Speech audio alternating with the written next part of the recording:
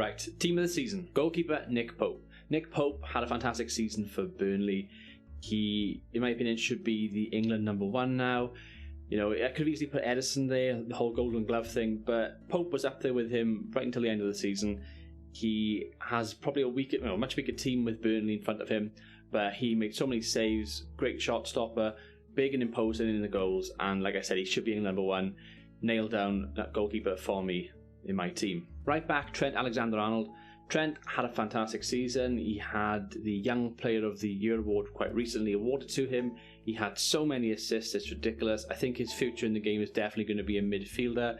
He reminds me a little bit of Kimmich, who plays for Bayern Munich, but he's much quicker, bombing up and down that right-hand side. Defensively, he can be a little bit suspect, but right back this season, I think there's nobody better, and he goes in my team. On the other side, I've gone with his Liverpool teammate Andy Robertson. Had a phenomenal season. Not quite as many assists as Trent, but still effective on that left-hand side. And Liverpool have so much synergy going forward on both wings, and I just think he is up there with one of the best left-backs in the world. I do think that Bayern Munich's left-back Davis, the Canadian full-back Davis, is probably a better player overall. And certainly probably the best young left-back in the world. For Andy Robertson in the Premier League this season, I think he's been the best left-back, and he's in my team. Two centre-backs. The first centre-back, Virgil Van Dyke. Virgil was fantastic. You get what you pay for sometimes in football. Liverpool paid £75 million for him a couple of years ago. He's obviously done well winning the Champions League and the Super Cup and the Club World Cup. But this season, he was a rock in Liverpool's defence. If you take him out of that Liverpool team, Liverpool don't win the league. He's that important to the club, and he has been the best in the Premier League probably for the past 2 or 3 years since he joined Liverpool.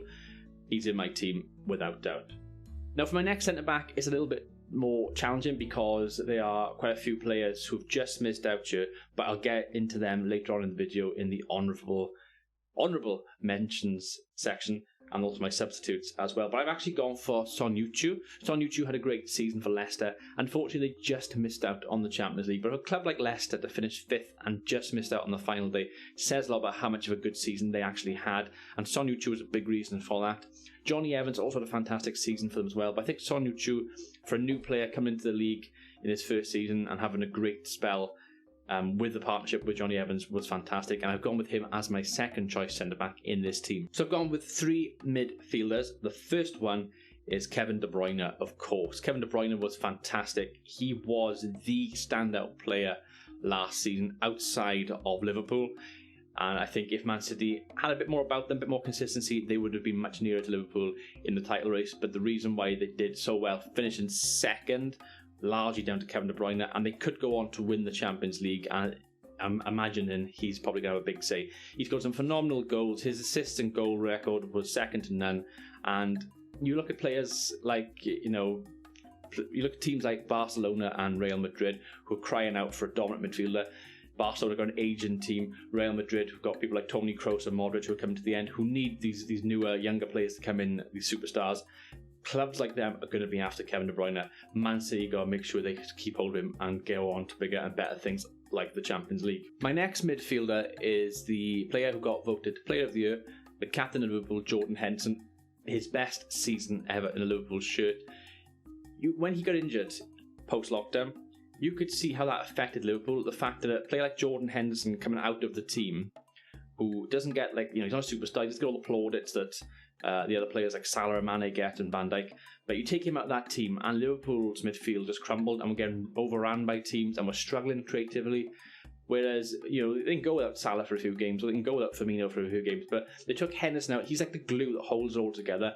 His run-in, the kilometres he covered last season, was absolutely insane, and he's there in my midfield with Kevin De Bruyne. For my final midfielder, and this is a slightly off-the-wall kind of player, but I want you to hear my thoughts, and that's Bruno Fernandez of Manchester United. Now, he didn't play the full season. He came in the January transfer window, but he has absolutely transformed Manchester United. He has literally almost single-handedly dragged them into the top 4 and eventually finishing 3rd in the league. They got a great opportunity here to win the Europa League.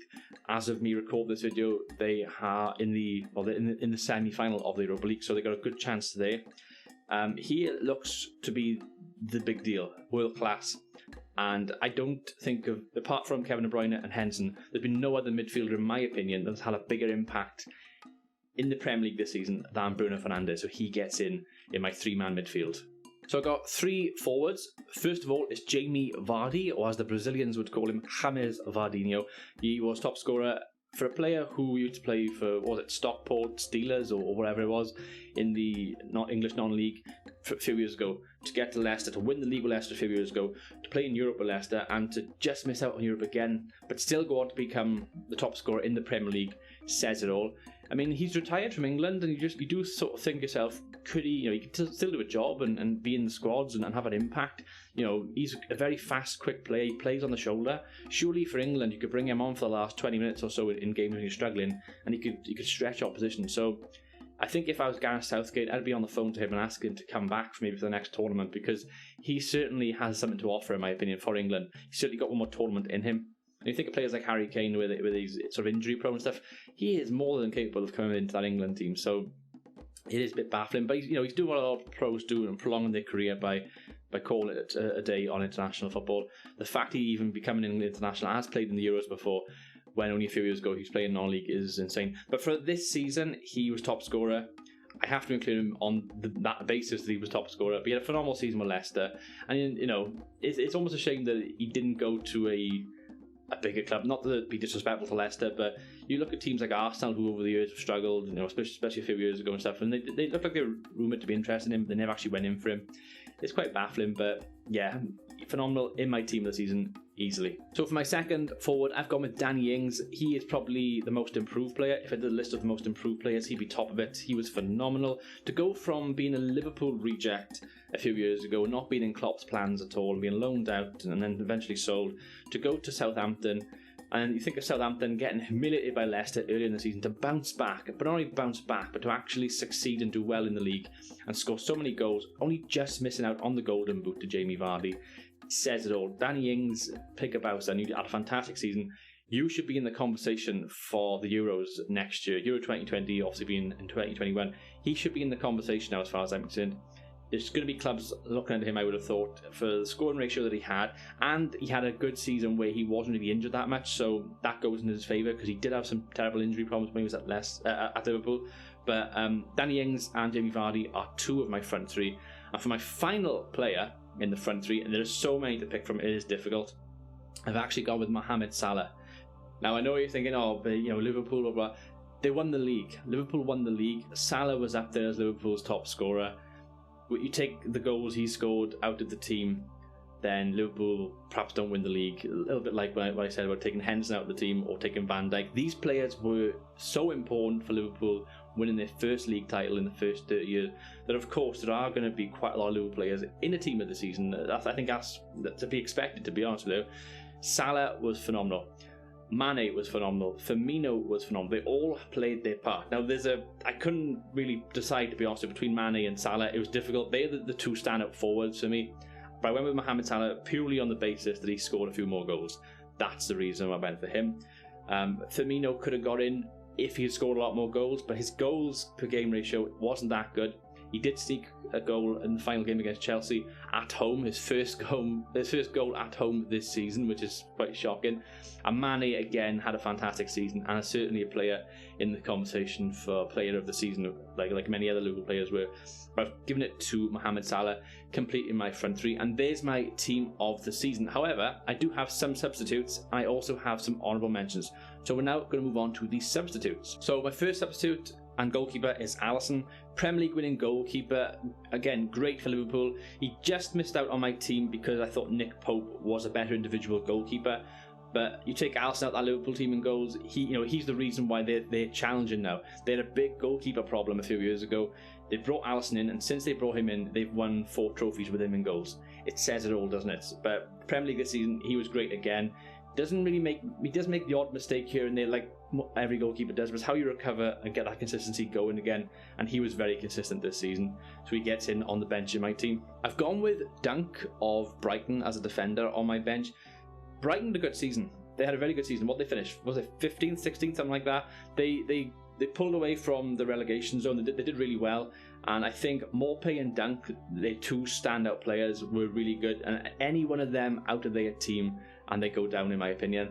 But Dunk was fantastic, and they need to keep hold of him because they need to sort of keep that defence strong, try not to concede many in defence, keep something like Morpay up front, maybe add a good midfielder or two in there, and Brighton can push on and perhaps look for mid-table. So Dunk's in there. Next up on the bench is Jack Grealish. He is the reason why Villa stayed up. He had a great season individually. I expect him to go on to get transferred. I think Tottenham were rumoured a few years ago and they might be looking at him. Manchester United seem to be the team that he's linked with all the time.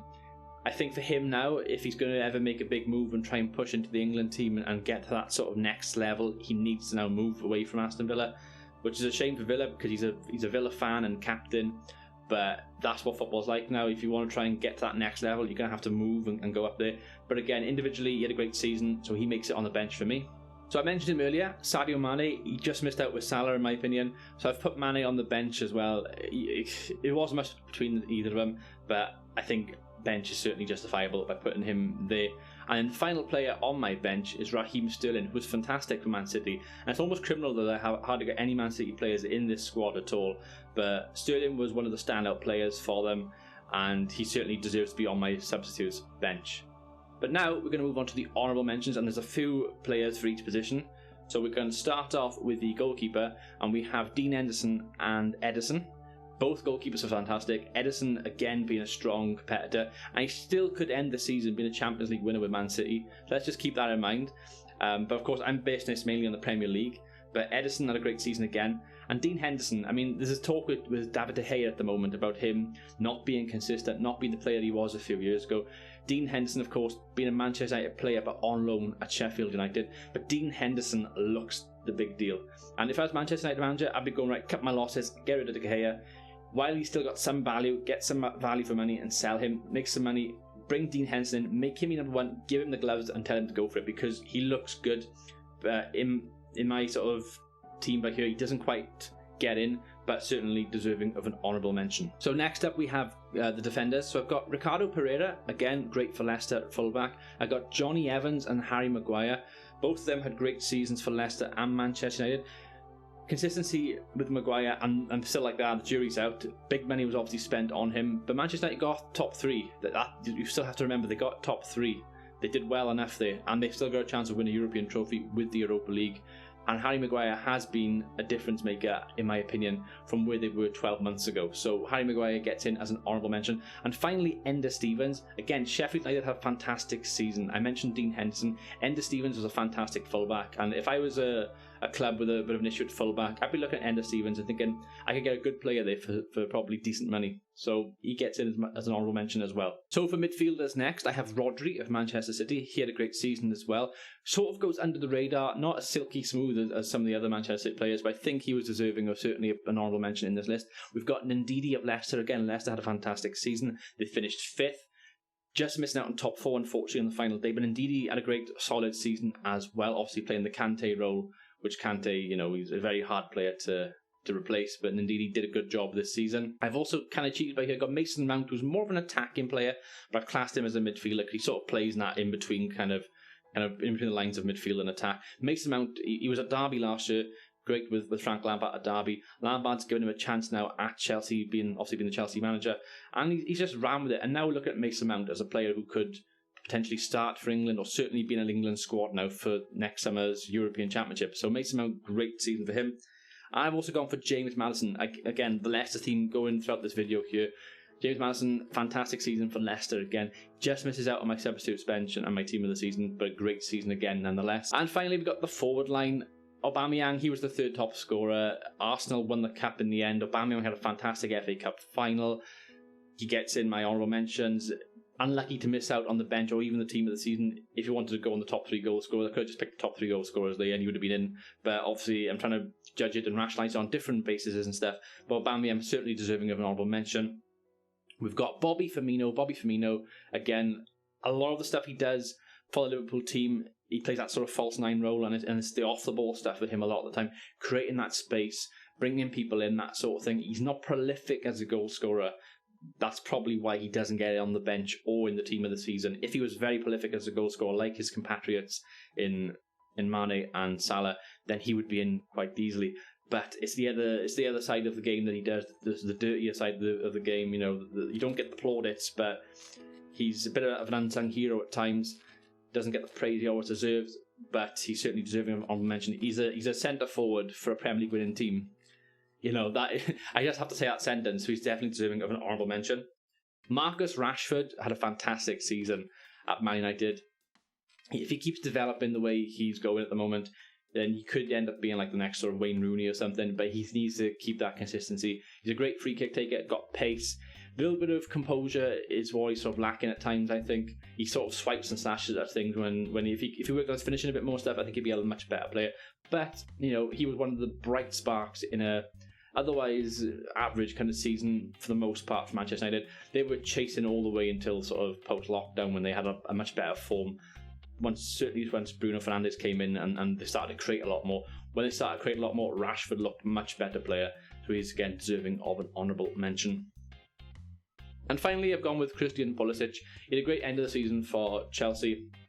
He looks the real deal, and your mouth kind of waters with the prospect of Pulisic and Timo Werner up front, and there's rumours of Kai Havertz.